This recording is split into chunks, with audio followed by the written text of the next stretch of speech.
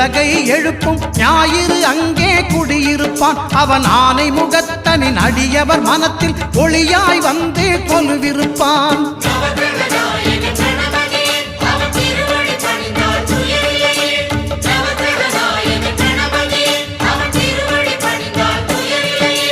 ஒன்பது கோளும் ஒன்றாய் காண அங்கு கற்பகம் என்னும் கடவுளின் மெய்யில்